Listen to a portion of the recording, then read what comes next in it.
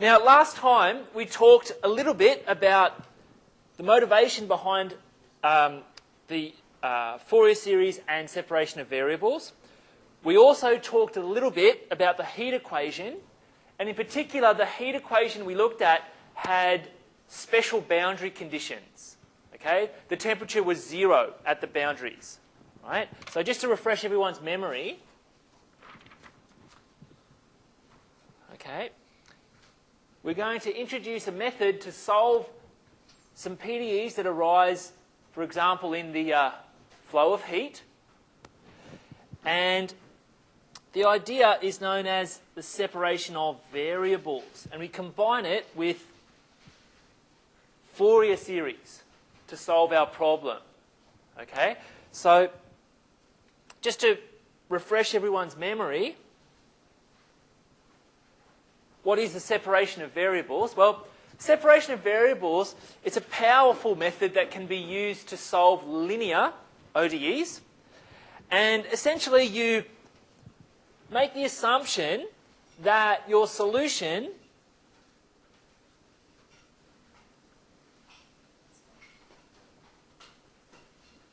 is of the following form. Okay? So in other words, the variables involved can be separated in some way. All right? What you do is you want to find functions big F and big G, multiply them together and form a solution. Now, with respect to the analysis, what we do is we reduce the PDE down to 2 ODEs and then solve the ODEs. Right? So we looked at that a little bit yesterday. We're going to continue this exploration today. All right, so let's just remind ourselves what the heat equation, models. So suppose we have a bar of homogeneous material. It could be water, it could be some metal. And the bar lies along the x-axis. All right? Now, in this picture, the cross-sections are uniform, and they're discs in this case. All right? Now, at any point along the bar, any point x, we'll have a cross-section associated with that point. Okay? And we let the temperature, U, depend on position, x, and time, t. Okay? So what we've been doing is studying the temperature of the bar. Okay.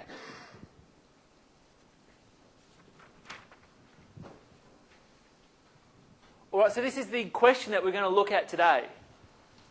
We're going to go through it step by step. It's similar to the one we looked at yesterday, but there's a bit of a sting here and there. And hopefully what this example teaches you is you need to be quite careful when you're solving the problem. One size doesn't fit all for the solution method.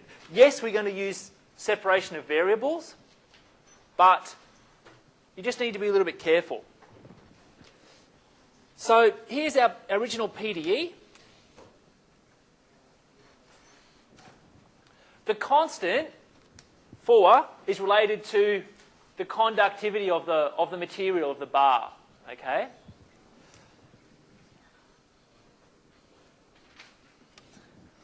We have some boundary conditions given by equation 5. Now, note how those boundary conditions differ from the boundary conditions we looked at yesterday. Okay, the boundary conditions we looked at yesterday didn't have these subscripts. So basically, the boundary conditions yesterday were telling you that the temperature was 0 at the ends of the bars. Here, it's something a little bit different. It means there's 0 flux at the ends of the bar. Okay? And this is known as an initial condition. All right, the initial temperature in this case. And we definitely have a specified temperature here. All right? So the first question is, how do we solve this problem? And another good question is, what happens as time goes on to the temperature in the bar? Okay, so that's what we're going to look at today, and we're going to discuss it via the method of separation of variables. Okay, so it's quite long, okay, and we may actually spend the entire lecture just looking at this problem. All right, it's long. What's that? Yeah, we'll look at that as well. Okay, all right.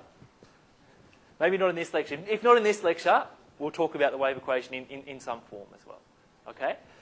All right. But I mean, the thing is that once I've shown you the method of separation of variables, as long as you know the little tweaks, it's easy for you to solve the wave equation. All right? So the fundamental idea here is to assume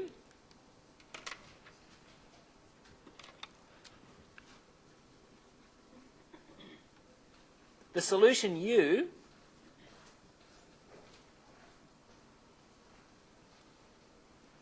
is of this form. Okay? Now, what we do is calculate the relevant partial derivatives of U, those partials that appear in the original equation. And then we substitute those partial derivatives in here, right?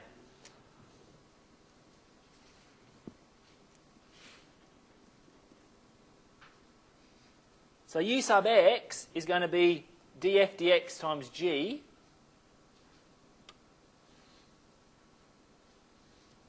Right? So by the dash here, I mean df dx.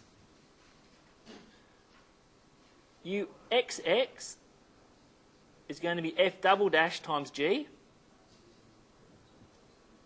Right? And U sub t is going to be f times g dash. Where on the g dash, I mean differentiation with respect to t. All right, so we take these two bits and plug them into my PDE.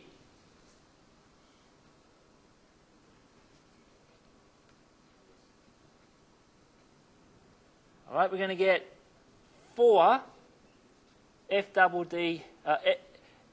dash g equals f times g dash. All right? Okay, so what we can do now is separate the variables. So rearrange.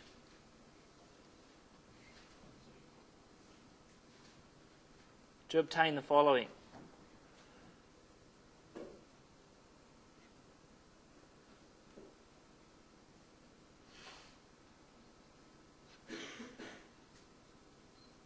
Okay. Now, we discussed this setup in class, and look, if you look carefully, the left-hand side only depends on x. The right-hand side only depends on t. So if you vary t, the left-hand side can't change, right? If you vary x, the right-hand side can't change because there's no x's over there. So the only conclusion that we can come to is that these expressions are equal to a constant. Okay?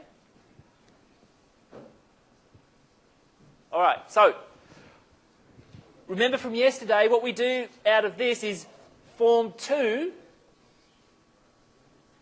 ODEs, right? Right, we're going to get a second order ODE in F and a first order ODE in G.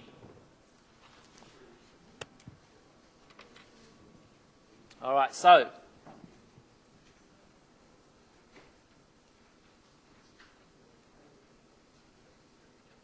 we're going to form two ODEs. F double prime minus lambda F equals 0.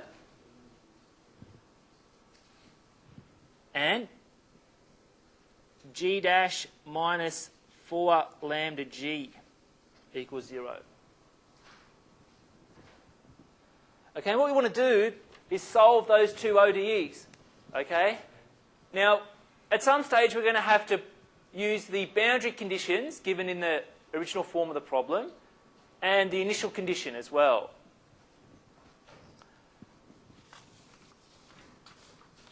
All right, so let's look back to our boundary conditions. They're here.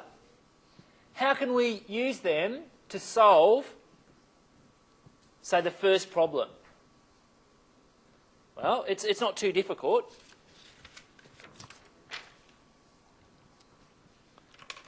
All right, so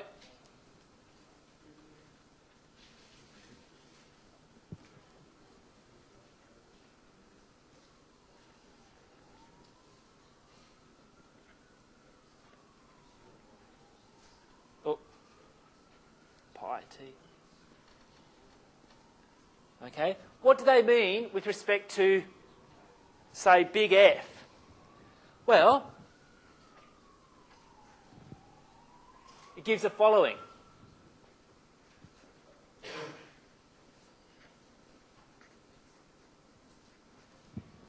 These are our boundary conditions now for big F. All right? Now, this comes from the fact that we are assuming our solution is of this form. Okay? Now, G can't identically be equal to 0, otherwise we get the 0 solution. So we're not interested in that. The only other explanation is that big F prime is 0 at each endpoint of the interval. All right? So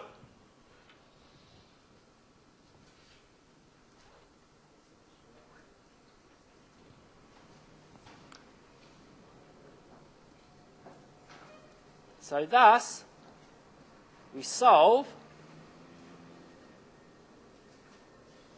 f double prime minus lambda f equals 0, subject to these boundary conditions.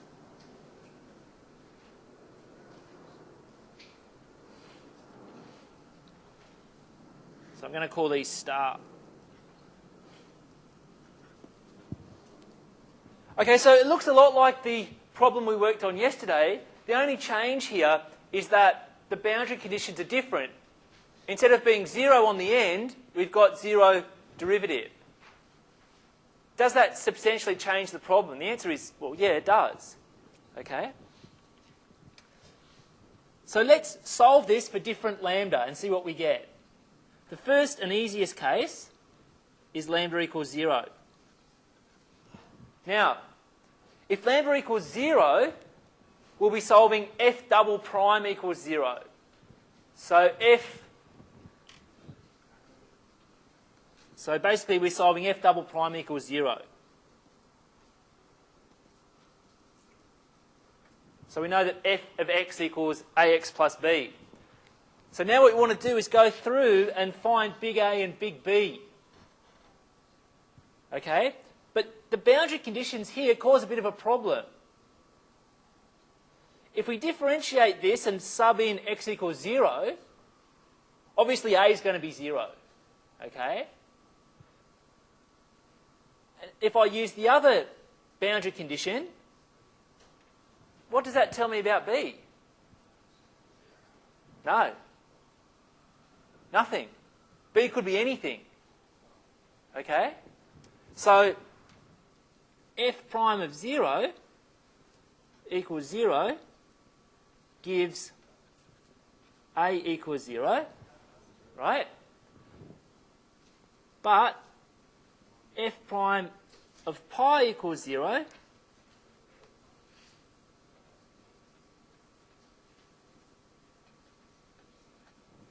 means B could be anything.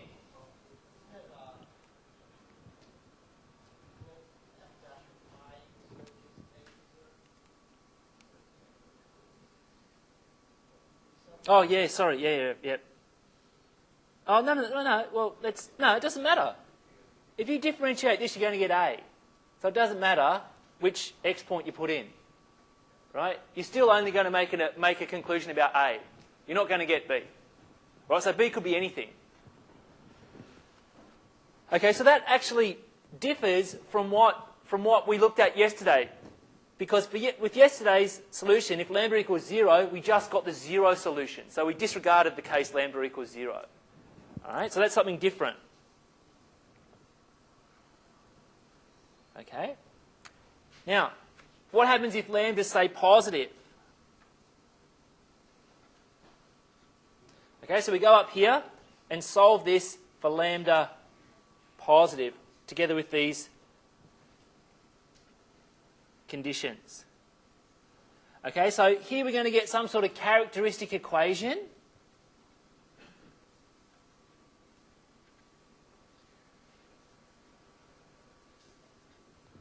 Okay. Now, if lambda is positive, the roots of our characteristic equation, they're going to be real numbers and they're going to be unequal, right?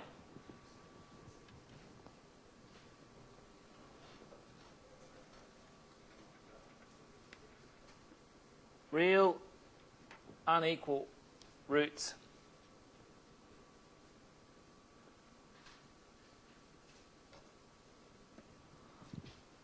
Okay, so we know from first year that when we have real and unequal roots to our characteristic equation, then the solution is some sort of linear combination of exponential functions, right?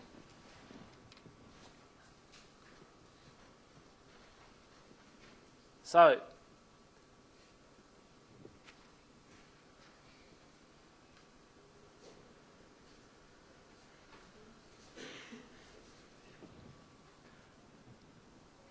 when lambda is positive, our solution will be of the following form, involving exponential functions.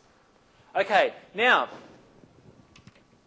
it turns out that if you look back to the boundary conditions, these boundary conditions force big A and big B to be both 0. Okay, it's not too hard to show, but I will show it. I will show it for you today. Okay. So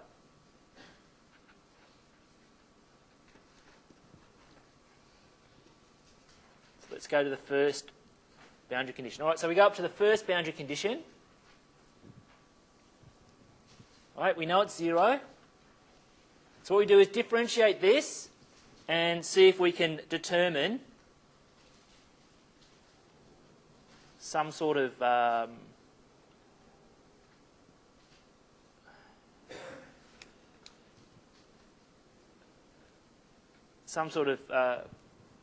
value for big A and big B. Right? So what does this tell us? It tells us that we know that lambda can't be 0 because lambda is positive. So this tells us basically that A and B are the same. Okay?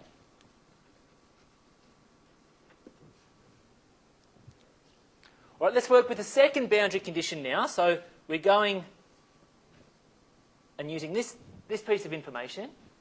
Right? So in a similar style, just differentiate and plug in x equals pi.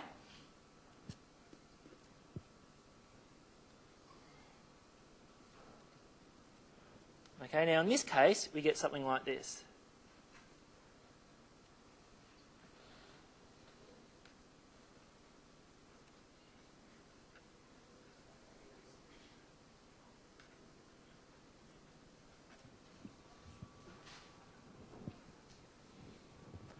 All right, so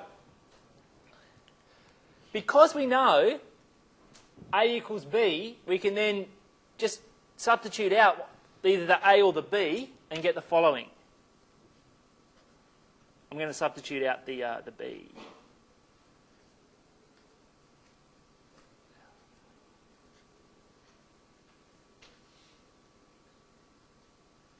All right. Now, have a look at this bottom line. This is equal to 0. Now, we know that lambda can't be 0. And it turns out that what's in this bracket can't be 0. You can try to show that it's 0, but it can't be. It's impossible. So that forces A to be 0. Okay? It absolutely forces A to be 0. All right? So if A is 0, what do you know about B? It's also got to be 0. So these coefficients are 0. So for this lambda positive case, we obtain f is just the 0 function, so we obtain the 0 and trivial solution. All right?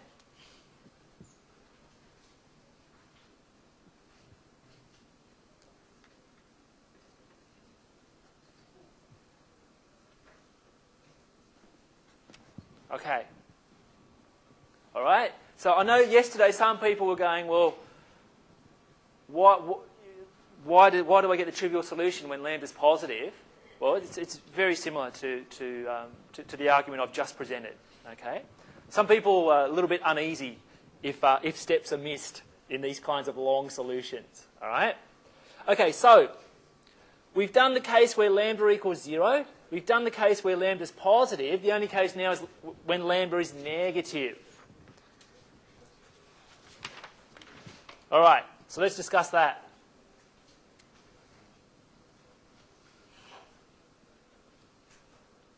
Now, like I did yesterday, I'm going to let lambda be denoted by minus p squared. The reason is that it's going to simplify the notation.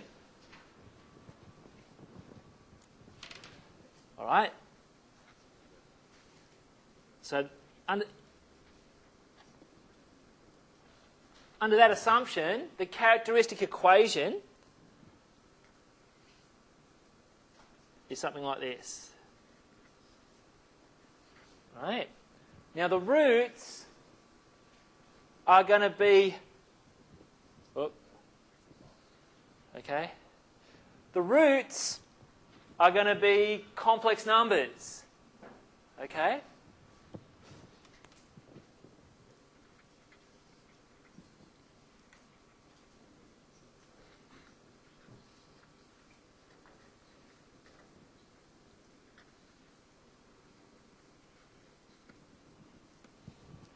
All right? Okay, so our solution is of the following form. It's going to be something like a cos px plus b sine px for certain constants, big A and big B. So, what we want to do is determine big A and big B. Big A and big B. Okay, so we go back to our boundary conditions and you want to calculate these constants, big A and big B. All right.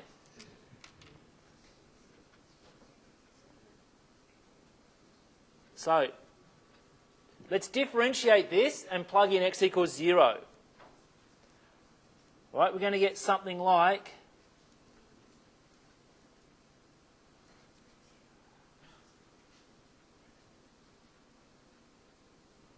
cos 0.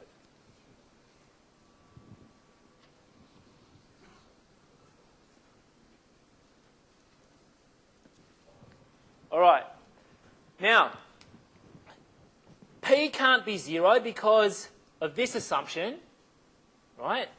So the only explanation here is that big B is 0.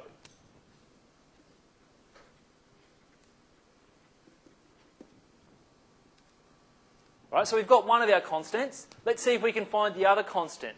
And if you think back to yesterday's lecture, something a bit weird happened when we were finding this particular constant. We ended up with something like sine PL equals 0 or something like that. And it has an infinite number of solutions. Okay, it's going to be very similar for this one.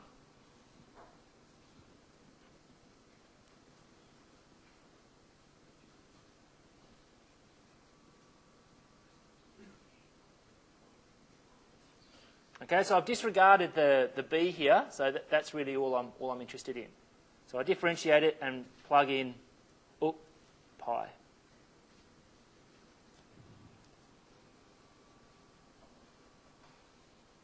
Okay, we know this has got to be equal to 0 from the boundary conditions. Okay, so A can't be 0 because we'll end up with a trivial solution then. P can't be 0, so the only explanation here is that sine p pi equals 0. All right? So we know this is true when p pi equals n pi, for n equals 1, 2, 3, 4, etc.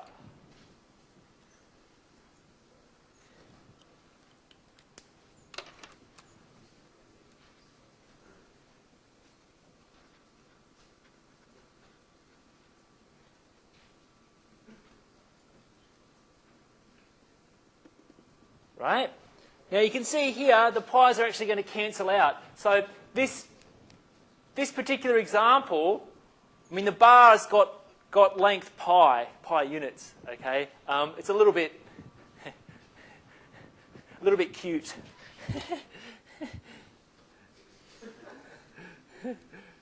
All right, so p equals n. So what we can do now is go back to our function here. We don't know what a is. We don't know. It's arbitrary. Okay? What we can say, though, is that p equals n, for n equals 1, 2, 3, 4, etc. So we can put together a sequence of solutions here.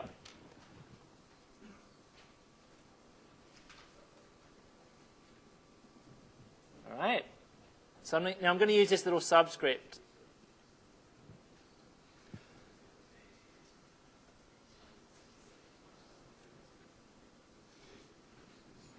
Now, notice something that I've actually left off the coefficient here.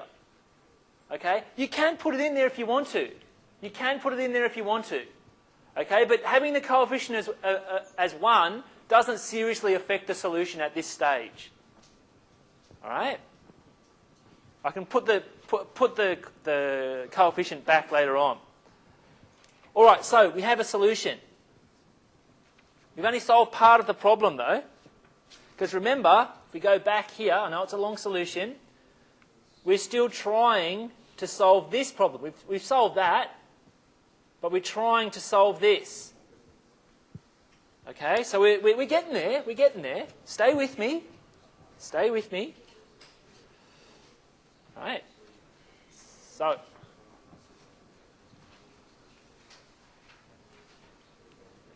shh, shh, shh, shh.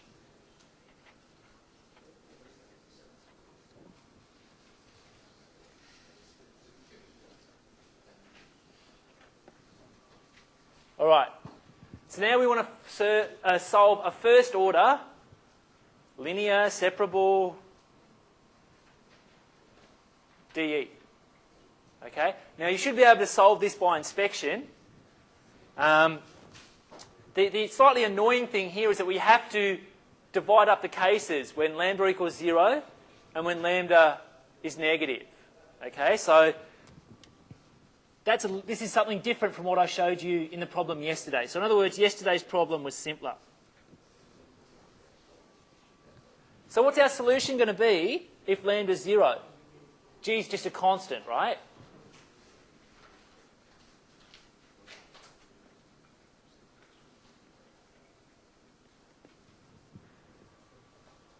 Okay, so let's compare that with what we got, the case lambda equals 0 for this problem and these boundary conditions. Well, if lambda equals 0, we got another constant for our solution. Okay? All right. We'll come back to that. If lambda is negative, say lambda equals minus p squared, which is negative, right?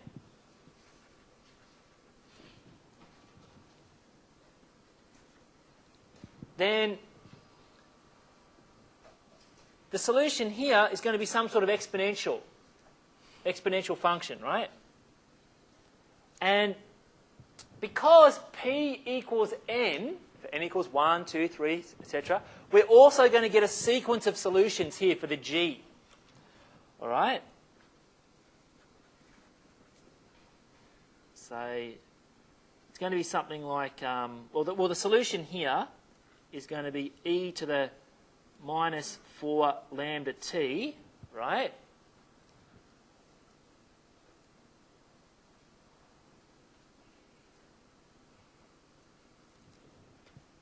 And then all I need to do is sub in for p squared. Okay.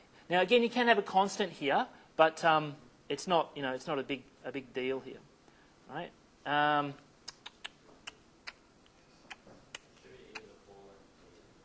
4 lambda t.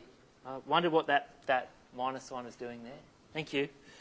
All right, so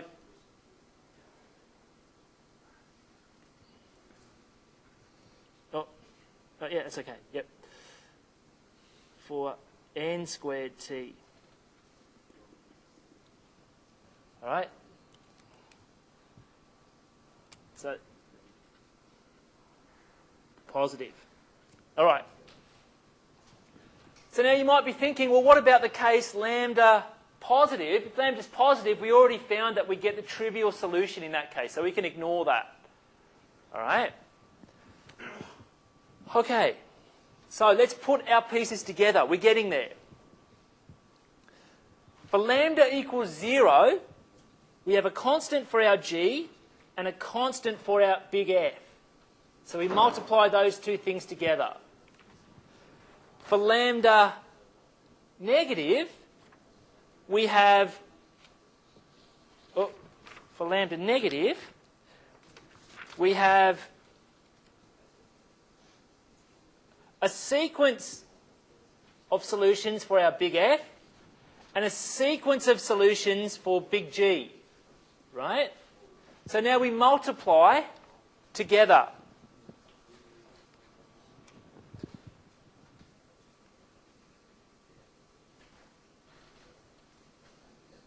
So for lambda equals 0, our solution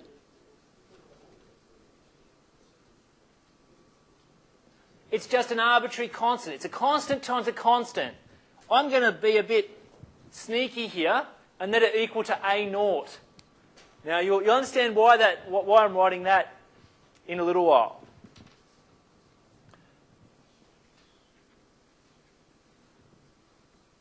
For lambda negative,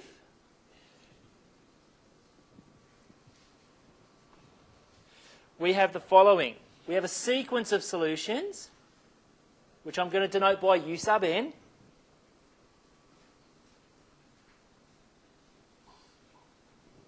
All right.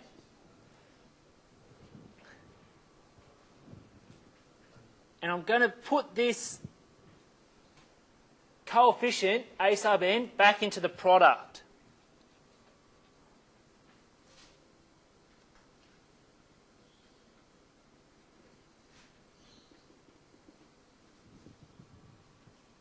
All right. Now,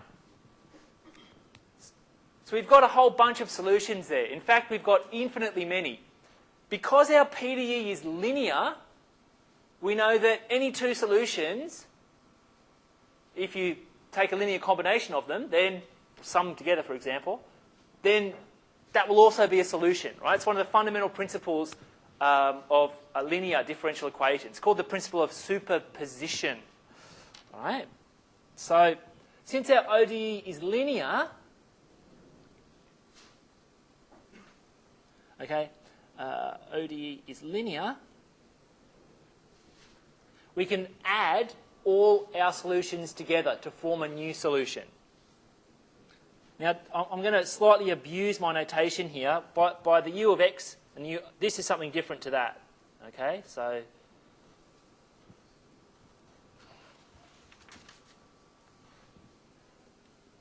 all right, so the first solution, A naught, is put in there, and I'm going to sum all of these things together.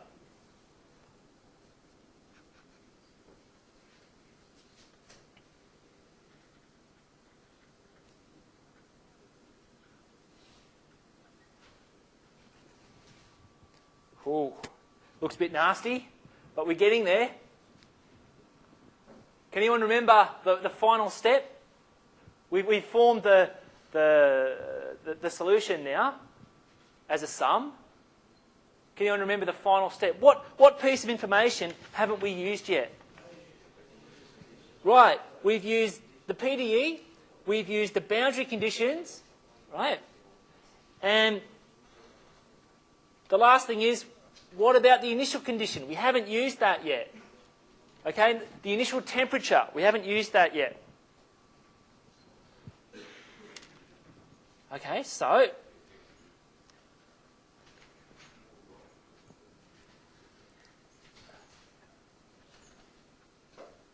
what I'm going to do is sub in t equals 0 in here and see what happens. Now we know that the initial condition says that this is equal to f of x, where f is a given function. But let's plug in t equals 0 up here. Well, the exponential is going to go to 1, right? And I'm just left with the following.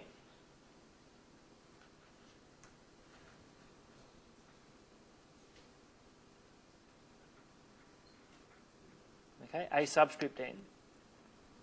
Now, does that bottom line look familiar?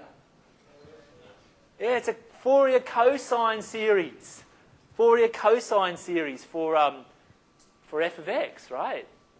Now you may think, hang on, well, I've got a a0 on 2 there. It's arbitrary. It doesn't matter, okay? It doesn't matter. It's not going to change things massively, all right? Okay, so we recognise...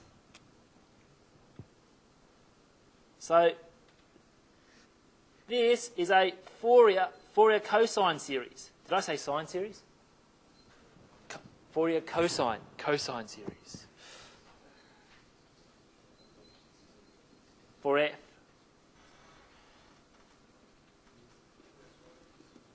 Fourier cosine series. Okay? So, how do we calculate the Fourier coefficients for a Fourier cosine series? Well, it's just integration, right? There's the Euler formula. Right? Thus, see, what we're trying to do here, is calculate somehow a0 and each an. Okay, that's what we're trying to do. Okay, if we can determine these things, then we finish the problem.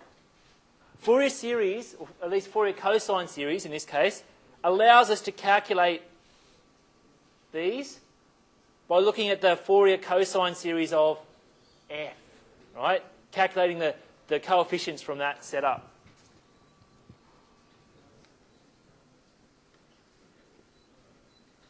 Okay.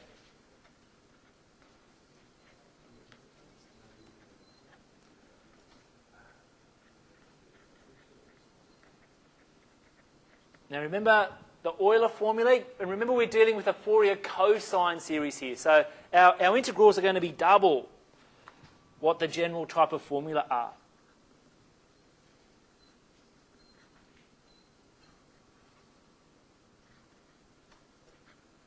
Okay, so this is what a0 is.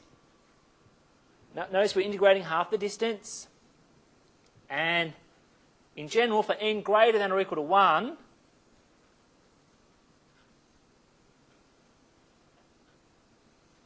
the ANs are given by this setup. Now, you may look at this and go, well, that doesn't actually tie up with the Euler formula in my notes. Well, it depends where you put the 2. In your notes, you may have a0 on 2 here. Okay? All right? It depends where you put the 2. Okay, so how would we solve the problem from now? We're almost there. We're almost there. We've solved the general problem. What you would do is go back to your initial temperature, right? F of x is this function. So for this particular problem, the initial temperature looks something like this. It looks like a tent. Okay? You would put f into here and here, and you would integrate. Now, unfortunately for this problem, it's integration by parts, and I'm not going to spend the rest of the lecture going through integration by parts with you. Okay?